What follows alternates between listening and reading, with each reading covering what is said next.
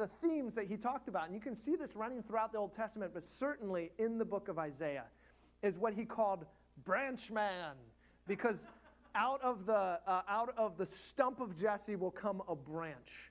And this theme, this picture that Isaiah is beautifully painting in our imagination, branch man, will then be a sign and signal for all the nations. So we're going to keep an eye on branch man, because God is going to do some pretty incredible things through him. In fact, you'll see him continually popping up in the book of Isaiah. In Isaiah 61, he pops up again, and it's interesting because in Isaiah 61, it says, "The Spirit of the Lord is upon me, because the Lord has anointed me to preach good news."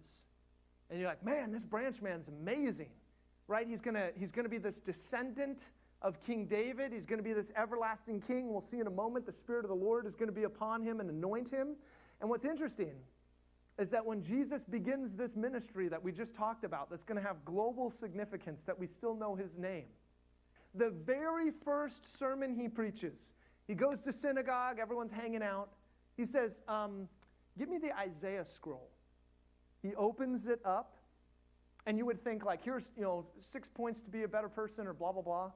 And he looks at Isaiah 61, "The Spirit of the Lord is upon me." And he says, "Today, this scripture has been fulfilled in your hearing." He is locking himself in, saying, I'm branch man. I'm the fulfillment of the promises. This is me. The time has come. God keeps his promises. Every single one of them. God keeps his promises.